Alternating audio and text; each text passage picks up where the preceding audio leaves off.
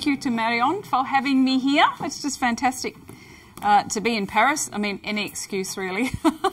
And it was a great joy listening to the talks this morning too, because I have a whole list of citations that I need to now look up and read, and you know that's what we all need, is more reading. So today I had sort of forgotten until a couple of days ago that this was the title that I nominated for this particular talk. So what I'm going to do is give you a bit of an overview of the work that we've done to date, and then take you through what we're planning to do next, and then talk about that a little bit more broadly in the context of the wider field. So this field of nutritional psychiatry, we've coined that term to really capture this new field, which has, and when I say new, it's really the end of 2009, 2010, that we started to get the first cogent, well-designed studies coming out of the epidemiological literature, looking at the whole of diet and the nexus with mental health, in particular common mental disorders, so depression and anxiety.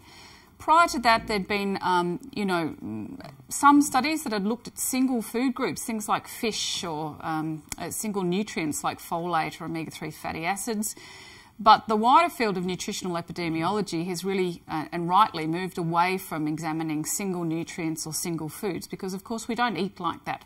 And the way that foods and food components interact with each other is highly complex and probably very important. So there's far greater utility in looking at the whole of diet and looking at different measures of dietary quality. And of course there's many ways of doing that, and I won't go into detail today because we don't have enough time. But I will start by just putting things into a context, and I think this is a really critical context.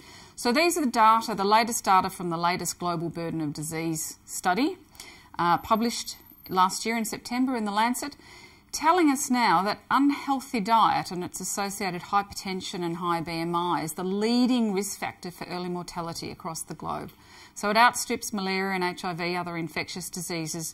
And malnutrition, whether it's not enough nutrition or it's what we call malnubesity, where you're getting too much energy but not enough nutrients, is now leading to a massive, really massive burden of chronic disease across the globe. And just again, to give a very nice example, if you can call it nice, in America, nearly 60% of their energy intake is now derived from these ultra-processed food products. We don't even call them foods. They're food products. They're high in added fats, added sugars, artificial sugars, emulsifiers, etc., etc. They have very low levels of nutrition. And as I'm going to show you, they probably have a number of impacts that are relevant to mental health. So as most of the audience will know, alongside the burden of illness that arises from unhealthy diet, you have mental and substance use disorders accounting for the leading global burden of disability. Alongside of that, you have a rising prevalence of autism and neurodevelopmental disorders, rising incidence of allergic disease, and of course increasing prevalence of dementia and age-related diseases as a function of the ageing population. So the recognition that diet is relevant to mental health and to brain health is really important in terms of the global context and the global burden of disease and mortality. So as I said, from about the end of 2009 to 2010, there were a number of key studies published in the observational literature. Mine was one of them, the one that I did for my PhD, where we looked at data from approximately 1,000 women in Australia, highly representative sample from right across the age range. We looked in detail at their psychiatric status using a semi-structured clinical interview. We looked at their dietary intakes. We, of course, took into account a whole range of other factors that could explain a relationship between the two things. And we showed that the quality of women's diets was related to their likelihood of having a clinical depressive or an anxiety disorder, as well as their level of symptomatology. Now, since that time, we and others have led many, many, many studies from across countries, across cultures, and very importantly, across age groups. And the data are highly consistent. We see temporal relationships, dose-response effects. The data are plausible, and the links in terms of the biological plausibility is strong. Doesn't seem to be confounded by SES, education, those sorts of factors. Not explained by reverse causality. And we now see that this is also the case in young people, in adolescents, which is important because half of all mental disorders start before the age of 14. And we're thinking about our prevention, and I have a prevention hat as well as a nutritional psychiatry hat. You want to be identifying modifiable risk factors for mental health issues because thus far there are very, very few strategies for prevention, and all of our focus is, of course, on treatment. Really importantly, if we go back even further, we led the first study to show that the Barker hypothesis, developmental origins of health and disease, where early life nutrition is related to the risk for disease across the life course, is also relevant to mental health. So in this particular study, published in JARCAP, we looked at data from more than 23,000 Norwegians. We looked at mothers' diets during pregnancy. We looked at children's diets over the first few years of life. And then, of course, we took into account a whole range of factors that could have explained the relationship between maternal nutrition, early life nutrition, and internalising and externalising behaviours, which are markers of vulnerability to mental health problems. And what we did was we modelled the trajectory of internalising and externalising from 18 months to 5 years as a function of their exposure to these dietary patterns either during pregnancy or over life. And this is just to summarise, women who had higher intakes of unhealthy junk and processed foods during their pregnancy, independent of what the children ate, independent of those other factors, the children had higher levels of externalising behaviours. But the same was also true for the children's diet. So independent of their exposure during pregnancy, children who had higher intakes of unhealthy junk and processed foods had higher levels of internalising and externalising, but also lower levels of healthy foods were independently related to these health outcomes. Now, importantly, this has now been replicated in 2 other gold standard cohort studies, so in the ELSPAC study in the UK, the Generation R study in the Netherlands, and it's highly concordant with the animal literature, where you have maternal diet, particularly either high-fat diets, that's one particular paradigm, or high-fat, high-sugar diets as a model of Western unhealthy junk food, having quite notable impacts on behaviour, on methylation processes in the brain, mitochondrial function, oxidative stress, inflammation, etc., etc. So the human data are concordant with what we see in animals. And of course there's also very extensive animal literature where they manipulate diet and in particular see impacts on neuroinflammation, levels of brain-derived neurotrophic factor and hippocampal function. So where we've come to up until the last 12 months or so is a situation where we have a very large body of observational data that are highly consistent. They fulfil the Bradford-Hill criteria for causality. Very extensive data from animal studies that I've alluded to. Some preliminary intervention evidence for prevention, which I'll talk to in just a moment. But very, very few intervention data. And of course, as been mentioned a couple of times so far, correlation doesn't equal causation. And even when you have prospective data and you do your best to rule out confounding by a whole range of other factors, you really need experimental data to move this forward. And that's what we're very much concentrating on now. So we had a look a couple of years ago. One of my students did a systematic review looking for trials where they had manipulated diet as the exposure, and usually these were diet and exercise or diet and with something else. And these were trials where they had included a mental health questionnaire or assessment as part of their outcome measures. Now, none of these were conducted in mental health populations. So they were in the general population, they were in pregnant women, they were in people with metabolic syndrome, where they'd manipulated diet and looked at different outcomes that happened to include a depression or an anxiety outcome. And what we saw was about half of those studies supported the contention that if you manipulate diet, if you change it, if you improve it, that you will get benefits to mental health outcomes. But as I said, there's a real dearth of intervention data. But this was a very nice study led by a colleague of mine in Spain, Almudena Sanchez-Falagas. So some of you who work in chronic disease may know of the PREDIMED study because it was the largest intervention, dietary intervention, thus far undertaken. It was a big European intervention where they recruited older adults who were at elevated risk for cardiovascular events. They might have had type 2 diabetes, overweight, high blood pressure, etc. And they randomised them to either a form of a Mediterranean diet or as the control condition, the American Heart Foundation recommendations for a low-fat diet.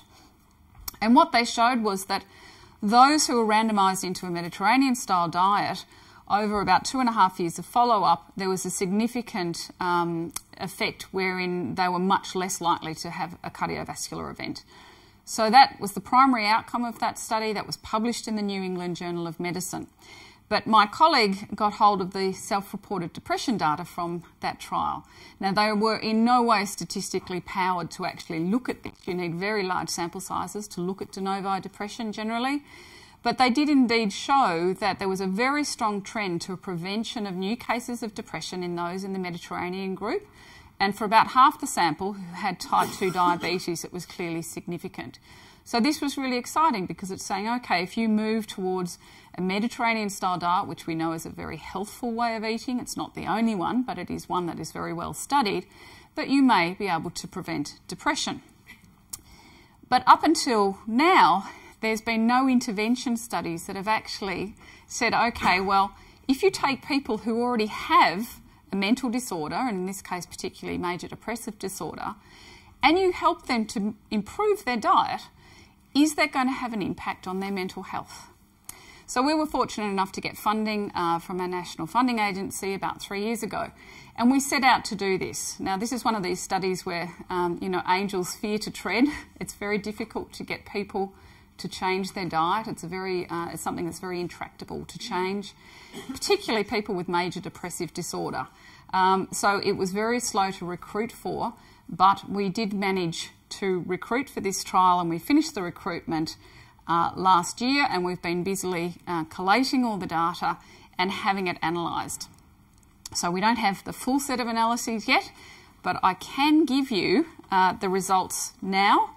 If you wouldn't mind not tweeting them, that would be great. They're under review at the American Journal at the moment. But what we found was that we randomised 67 people, and 56 of them completed the intervention. They were roughly split. There were no particularly notable differences between the two groups, which was nice. But we saw a very significant improvement in MADRS scores, which was the primary outcome. And the effect size was very large, minus 1.16. We saw remission, defined as a MADRS of less than 10, in approximately 30% of the sample compared to only 8% in the intervention. And I should specify that the control condition was a social support condition. So people got either dietary support or they got social support to the same schedule. And the numbers needed to treat were very good, so 4.12 for that. And we saw a whole range of secondary outcomes that were concordant with our primary outcome. So I haven't given you a huge amount of detail here, but needless to say, we were really pleased with the results. You can see here, this is a very preliminary figure where the orange group of the dietary counselling and the blue group of the social support condition. So we also saw very nice correlations between the level of adherence to the diet that we were prescribing, which is basically just a form of a Mediterranean diet. It's probably worth saying that the focus here is not at all on weight loss. It was simply on improving people's diets, improving the intake of vegetables, fibre-rich foods, olive oil, fish, and reducing the intake of the highly processed foods. And you can see the level of MADRS change for those in the top two quartiles of adherence to this diet. So it suggests that a dietary intervention can improve symptoms of major depressive disorder. Now, given the dearth of interventions and that we have that are effective for major depression, this is really important because it has real implications, because it will also address comorbid NCDs, and it's also likely to be very cost effective. Now, of course, There's expectation bias that may have played a role in this. We had a small sample size, differential dropout rates, and so we need to replicate it. But what we have done is we've collected a number of biosamples, so blood samples in particular, and we're going to be looking at a range of inflammatory markers, markers of endotoxemia, BDNF, those sorts of things, to see whether they in any way mediate that association we saw between the change in diet and change in mental health scores. And Sarah Dash, who's here, is going to be doing this. This is her PhD, so she's just about to dive into all of those data now. Of course, we're really interested in mechanistic pathways, because if we can understand how diet might exert its impact on mental health, then we can, of course, target our interventions better. So we've long considered inflammation and oxidative stress as primary pathways. Very interested in brain-derived neurotrophic factor and brain plasticity because of all the animal data. Epigenetic pathways, which is a fairly new area of investigation, and of course the gut microbiota. So I'll talk about those just very briefly. These are data from our group, and again the Geelong osteoporosis study. Michael presented some data from that study. Our first study looking at diet and mental health came from this large cohort study. And in this particular paper, which we published in the BJP in 2009, we looked at levels of C-reactive protein as a marker of systemic inflammation, following women over 10 years, controlling as much as possible for potential confounders, and showed that there was a dose-response relationship between the level of inflammation and the risk of de novo major depressive disorder. And of course, there are many other data to suggest that inflammation and pro-inflammatory cytokines might have a causal relationship to mental health, as well as being a result of mental disorder. So Sarah has just finished this study, again using data from the GOS. And in this case, what we do is take the dietary data that we have, send it off to America, to our collaborators there, who apply an algorithm that gives you this dietary inflammatory index. So it's a measure of the inflammatory potential of diet. This is an index that they've validated using data from many different studies where they've really identified the key components of diet that are either pro or anti-inflammatory. Now, those data were applied again to the women in the Geelong osteoporosis study, or GOS. There were nearly 580 of the women who had no history of a psychiatric disorder at baseline, and that was assessed on the structured clinical interview for the DSM-4. Looking at the dietary inflammatory index, taking into account potential confounders, we wanted to see if there was a relationship between scores on that index and the risk for de novo major depressive disorder. And that's indeed what we found. So for every 1 standard deviation increase in this dietary inflammatory index, a measure of the inflammatory potential of diet, it was associated with nearly 40% increased likelihood of de novo depression 5 years later. Now, these are concordant with a similar study that were done in the Nurses' Health Study, the very large epidemiological study in the States. So we know that diet is intrinsically related to inflammation, healthier diets, more inflammation, unhealthy, the other way around, you know what I mean. And so now we've got these new indices that are managing to capture that concept, and then we can use them to model in epidemiological studies. I mentioned earlier that there's been a lot of animal work that's looked at manipulation of diet and dietary components, and having a look at the impact on levels of neurotrophins in the brain and hippocampal functioning around memory, spatial memory, etc. Now, we were really fortunate the year before last to have access to data from a large cohort study in Canberra, in an area of Australia.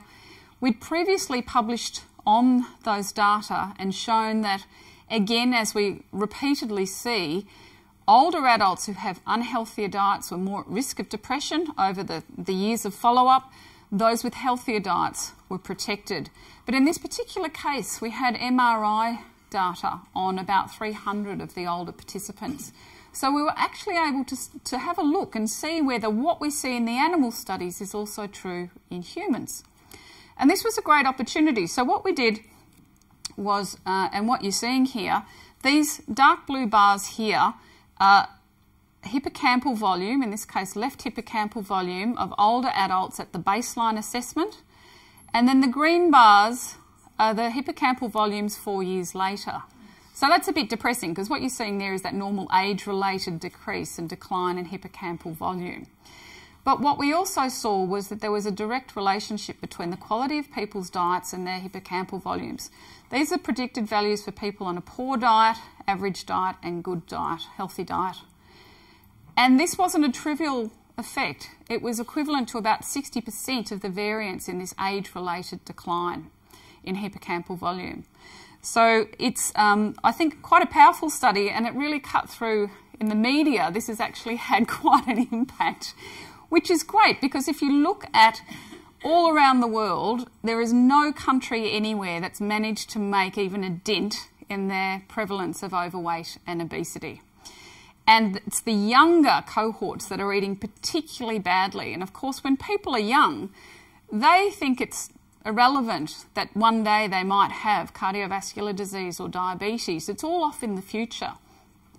But if you tell them that it might have an impact on their brain capacity now, then they start to pay attention. And we've even heard now of kids coming home and telling their parents, "Mum, you can't buy that because it will shrink my brain." So from a public health perspective, it's actually really a very useful message.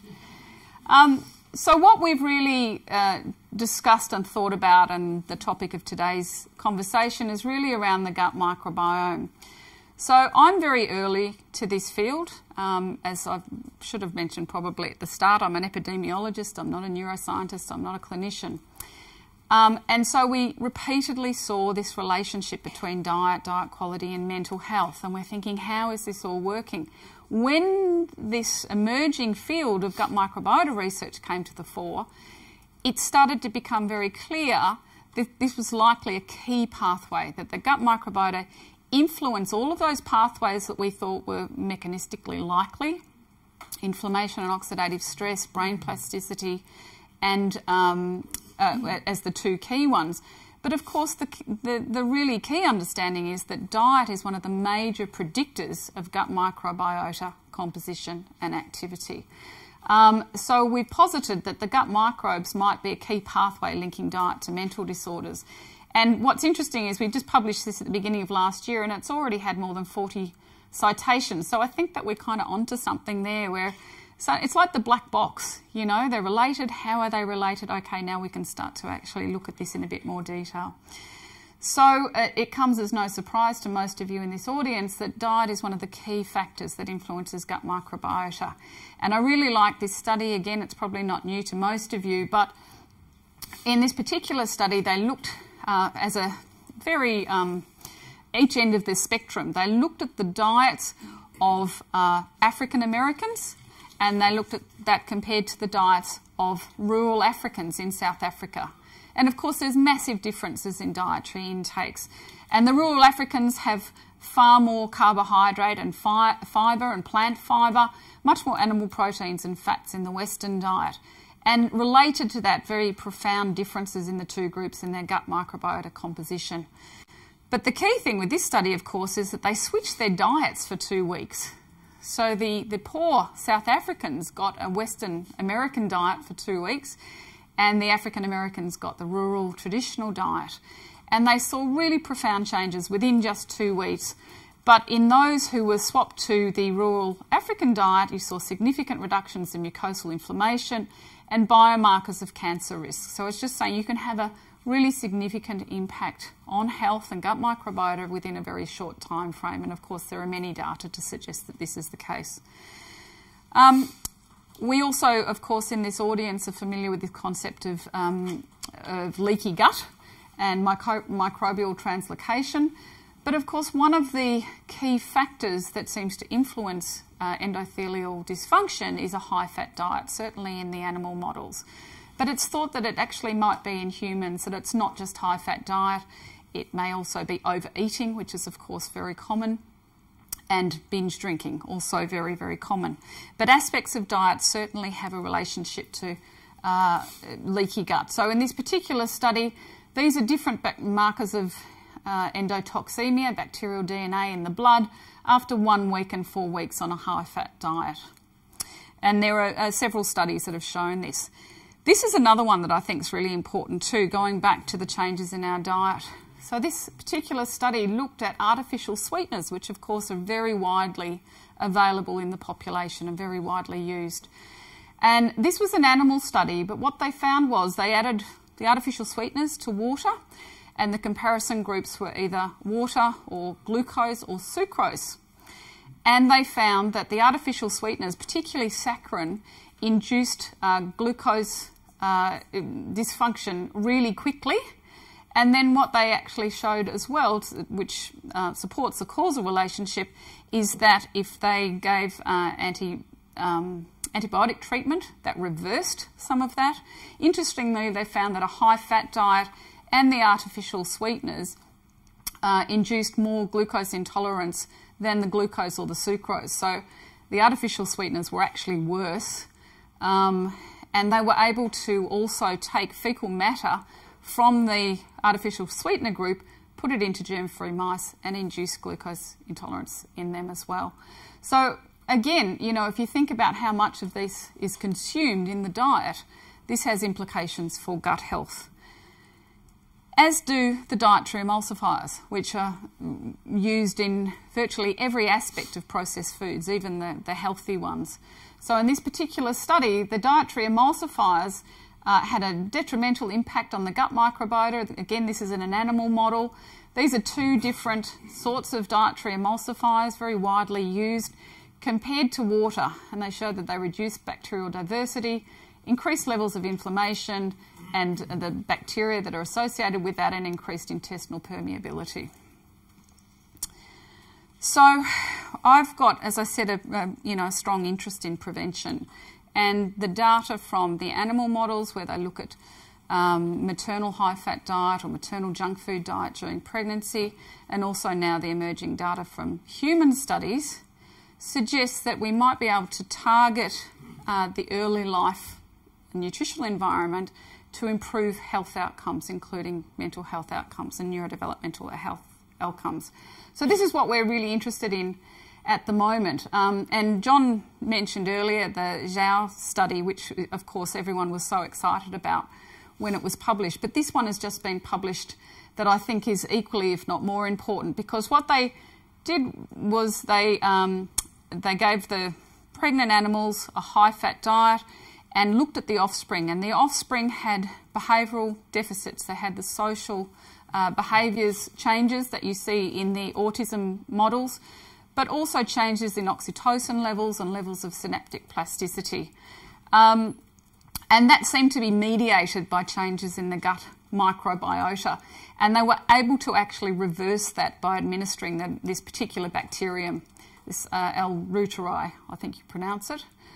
So we already know from the epidemiological literature that maternal and in fact paternal overweight and obesity is strongly linked to an increased risk for neurodevelopmental disorders in offspring.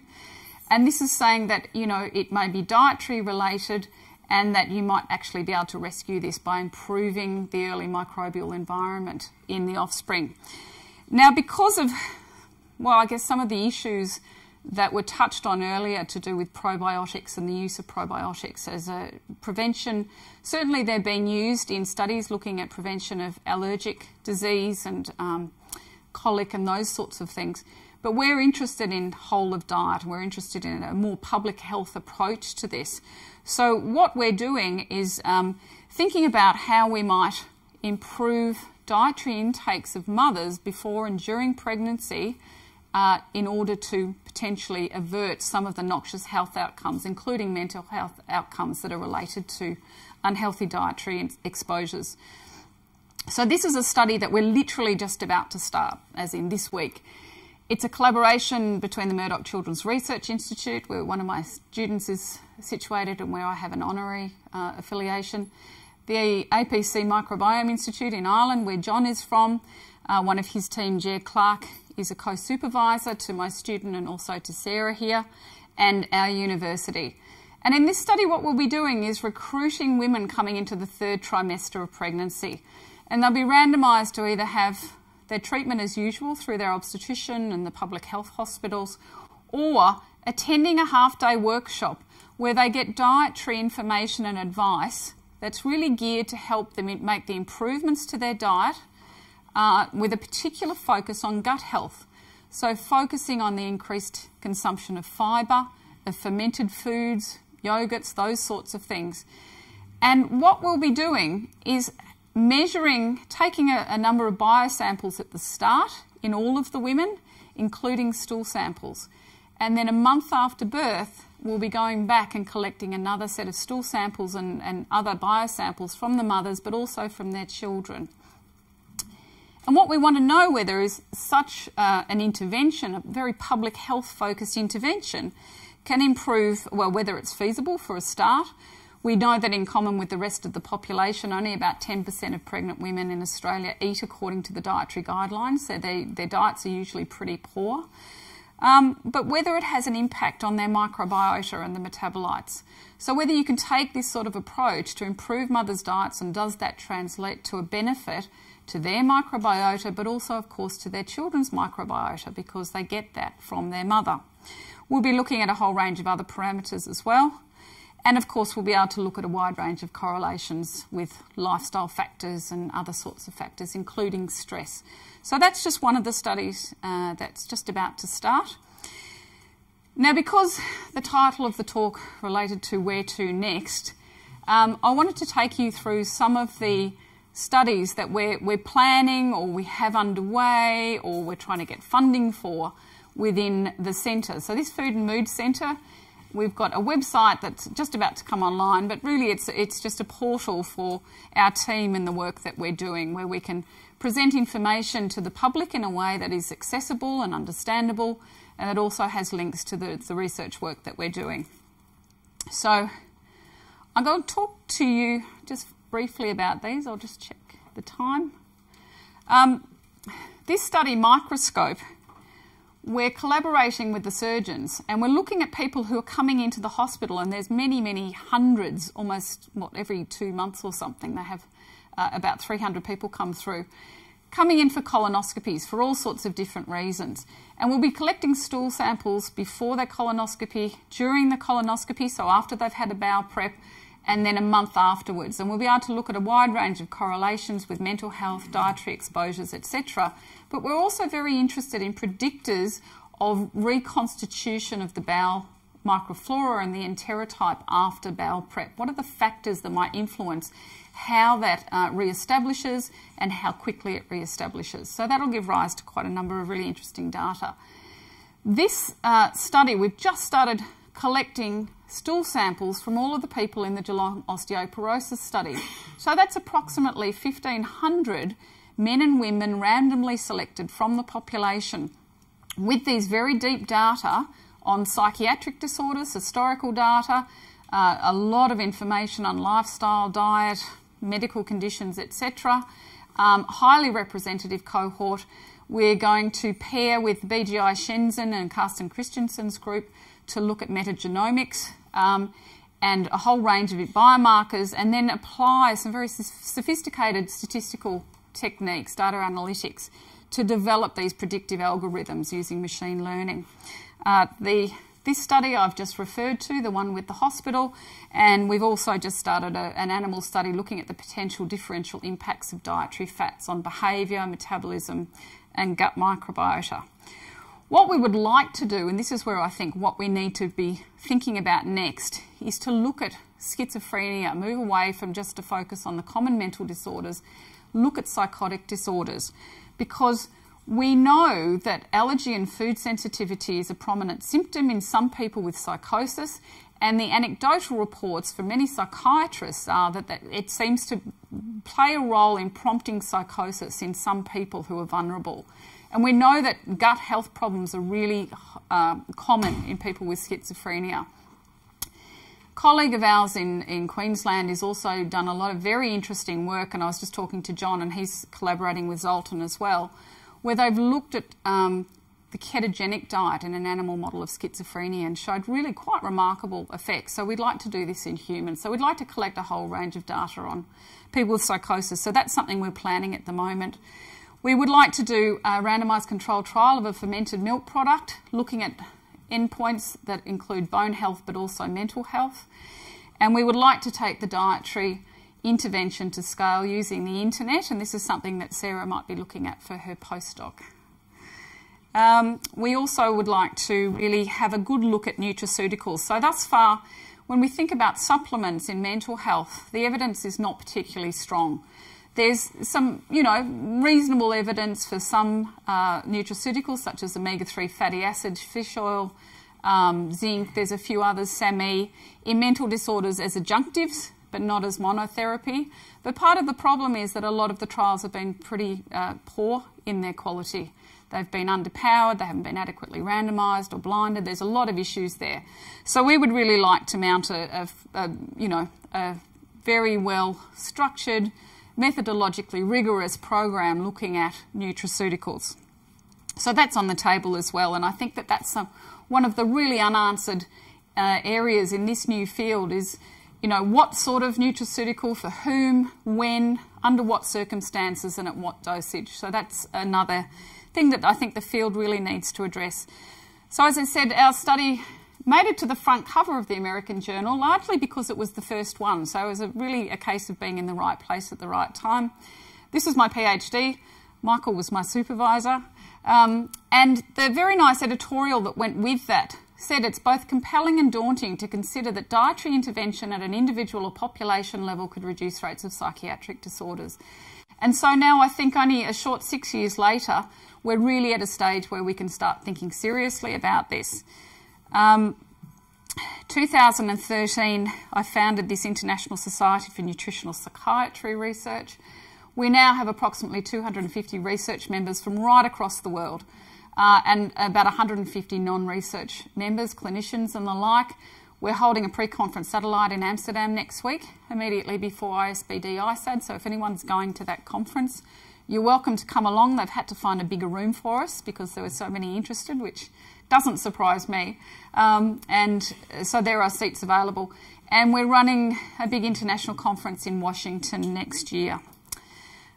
We've had some very nice papers published in the last 12 months. This was in last year in Lancet Psychiatry, and we also had our consensus statement published in World Psychiatry. So it's really starting to have an impact on the field.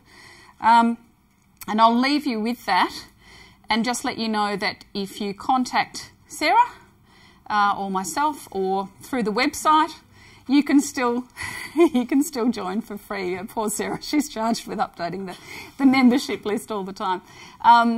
And there's other sources of information that you may also be interested in. But anyone's very welcome to be part of the society.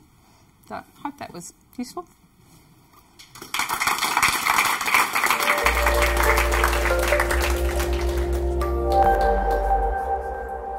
Thank you very much indeed for this excellent talk, opening new doors and new hopes for prevention, which is a rare thing worth